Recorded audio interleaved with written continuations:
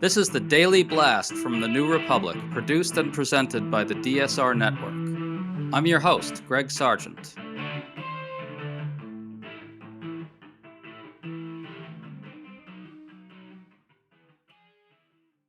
Donald Trump's rationale for waging war on Iran is coming under withering scrutiny.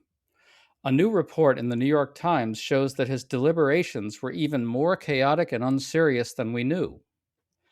This comes as the first round of polling has been brutal for Trump, showing shockingly low public support for his war. This looks very different from how initial debates over war typically unfold. What explains it? Mark Jacob has a good piece on his Substack, Stop the Presses, that links together Trump's lawbreaking on multiple fronts. We're going to talk about whether this already entrenched sense of Trump as a mad king is what's turning the public against his war. Mark, good to have you on. Thanks for having me. So the Times has a new expose laying out how Trump decided to go to war, and boy, is it damning.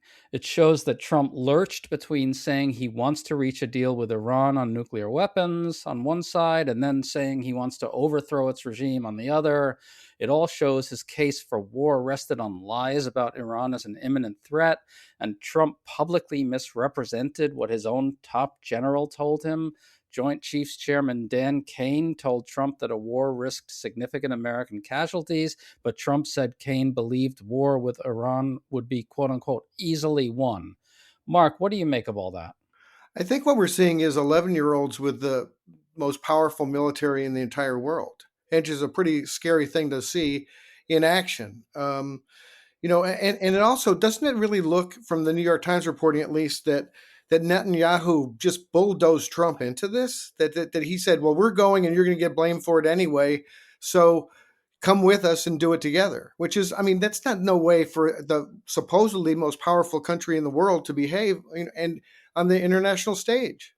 Netanyahu is just in a position where he's going to get as much leverage over Trump and as much influence over Trump as possible. And Trump being really kind of a child about foreign policy is just going to be easily swayed. Yeah, it looks like that's exactly what happened. Now, as of now, 4 Americans have been killed and a number of others have been seriously injured. The supreme leader of Iran has also been killed. But Trump is now saying military action will escalate. We just had a new CNN poll finding 59% of Americans disapprove of Trump's action against Iran versus only 41% who approve. 59% say they don't trust Trump to make good decisions here, and 60% say he doesn't have a clear plan for handling Iran. Mark, you've been around for some time. Have you ever seen the public turn against a war right at the outset in quite this way? No, I was when I was working at the Chicago Tribune on the Nation World desk, I was editing stories out of the Iraq War every day, and in that war, Bush prepared the public for it, and I mean, obviously prepared the public with lies, but nonetheless, there was this preparatory period in which he was bringing out evidence, false or true, and there was this drumbeat, and there's a reason for that. Obviously, we're seeing it now that when you prepare the American public, you have a discussion and you have consensus. And I mean, he didn't go. This is kind of Greg. The one of the main points of my newsletter today is that there was no even consulting Congress. There are laws in this country, and one of them is the Constitution, which says that Congress decides when we go to war. Another is the War Powers Act that just says that if you are not defending yourself, if you're doing an offensive military action, you got to go to Congress. And so Trump is clearly law breaking right now and being allowed to, which is really frightening. And it's operating like a king. Yes, and I want to get into that aspect of your piece in a bit. I just would point out also that in relation to the run up to Iraq, that happened with George W. Bush after a major terrorist attack on the country. And also, George W. Bush had only been in office for a very short time. The country wasn't really aware of all the very profound shortcomings that he would ultimately exhibit. Whereas with Trump, there's been no terror attack, and there's also been a really long period in which the voters have become accustomed to Trump's terrible flaws. And so I think all these things working together make this situation politically much worse for Trump than anything Bush faced. Well, and throw into that the fact that Trump, for the whole last decade, has been talking about how he doesn't want to get into wars of choice, how these foreign wars are killing us and all this stuff. Which was, I mean, I wasn't fooled, and I'm sure a lot of other people weren't either, because Trump never really does anything policy wise that helps the people at large. It's always insiders who benefit, such as in this case, defense contractors and et cetera, his donors. But he was talking peace, and you talk peace for 10 years, and then you do just an optional war in which your people are even admitting that there's no immediate threat. What else are you gonna get from the American people other than just shock and disgust? Well, that is what we're getting. A new Reuters poll is even worse for Trump. It finds only 27% of Americans approve of Trump's attack on Iran. And here's a key number: 56% say Trump is too willing to use military force. I think this shows how badly damaged Trump's public image is already heading into this. What do you think? Yeah, well, it's certainly. I mean, he was already, way down in the polls, and there's actually not that much farther he can go, considering that some people will support absolutely anything he does because the whole cult mentality, which we've been talking about for a long time. But I mean, he is really has lost the country, opinion wise, and one thing that scares me is that as that happens, he becomes more desperate and does more erratic and autocratic things. Well, this war really is one of those things. And I think this is going to be politically with us for a long time, potentially.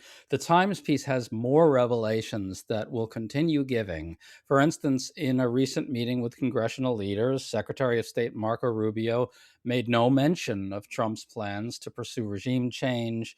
And J.D. Vance, who's supposed to be anti interventionist, actually argued internally for them to go big, which might have prodded Trump in that direction. Mark, both Rubio and Vance are in the mix for 2028. I really wonder if this could end up being very problematic for them long term. How do you see this playing out? Well, I mean, I see that this. Who knows whether you can't predict wars. So I mean, this could be over in a week. It could be not over by the time the midterms happen. There's no predicting. I mean, what he's done is unleashed a Middle East war. It's not just an attack between Israel, U.S., and Iran.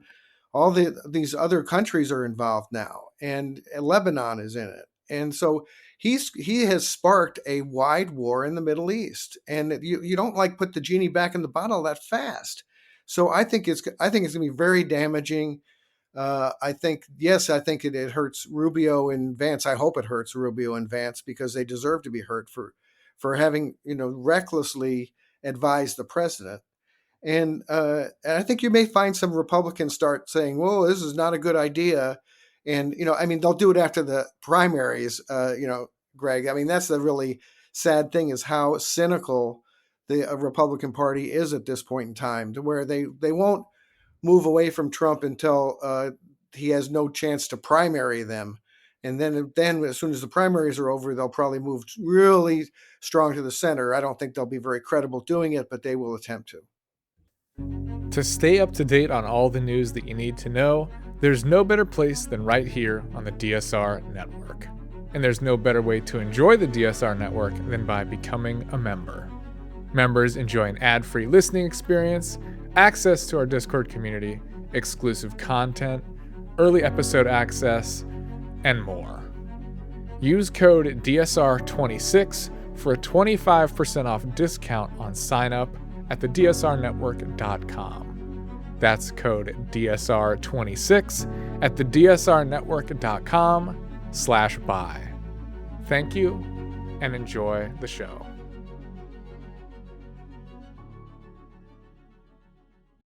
Blizzard Entertainment presents Midnight, the newest expansion for World of Warcraft. Midnight calls every hero home to Azeroth. All paths lead to this moment. Xalatath rises, the Void follows, and the Sunwell stands in peril. Raiders, explorers, storytellers, newcomers, and legends alike. This is your world, your story, your moment. Because Azeroth is home, and home is always worth fighting for. Available now at worldofwarcraft.com. Yes, I think we should talk about the vulnerable House Republicans who are up for re-election. There's a number of them, and they've already been trying to run away from Trump's tariffs and put distance between themselves and Donald Trump on healthcare and on the expiring ACA subsidies and so forth. The big tell is going to be what those House Republicans start saying about the war, presuming it's still going on in a couple months after the primaries are over. What do you think is going to happen there? Well, I mean, I think that we'll have to see, one, whether there's a vote in Congress, whether that happens this week or any time. My suspicion is the Republicans will try to block it any way they can, just because they don't want accountability. They just want everything to lay off on Trump. I mean, the Republican Party is really a bunch of cowards at this point. I mean, they want to make no decisions. They want to have no responsibility. They want to have no accountability. And we didn't really elect people to show up in Washington and sit on their hands, but that's what's happening. So I feel like here's the scary thing. The worse Trump does in public opinion, the more dangerous he is at this point. And you've already started seeing these moves toward, fiddling with the elections, and and one thing about having a big war in the Middle East is you can get a situation where the federal government, Trump's government, declares that there are a bunch of terrorist threats, so we have to really clamp down on security, and therefore we'll declare an emergency. Therefore, even the Insurrection Act, and we will federalize our elections. He's talking about that, and I'm just worried that the more unpopular he gets, the more likely that is to happen. Yeah, you're talking about domestically, that Donald Trump is going to use any continuing war to sort of maximize his powers at home, emergency powers at home. Right. And also to say that they're Iranian sleeper cells, and all kinds of stuff. They're really good at making up stuff. So it's, they don't have any credibility, but they sure talk a lot. Well, the big through line with Trump connecting all these different things is that he feels zero need to explain himself to the public and just doesn't think he's bound by the law in any sense at all.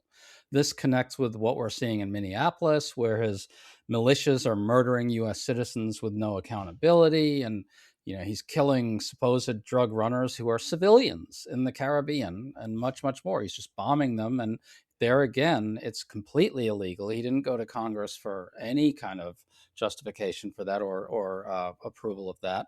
You get at this kind of through line well in your piece. It seems to me like the public kind of gets that overall arc, the lawless arc. The CNN finding that 59% don't trust Trump to make good decisions underscores that, I think. What do you think? Yeah, I think so. And the main theme of what I was writing was that Trump is behaving like a king with the power to decide life or death for people without asking anyone's permission or explaining himself in any way, which is, not the way that a president operates. That's the way a king in ancient times operated.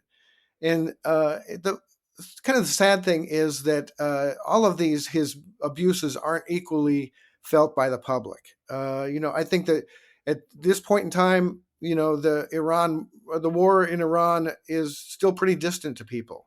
Now, once we start having identification of these Americans who were killed, and once we had like 3 planes shot down accidentally today, so there's going to be a big mess when you create a big war.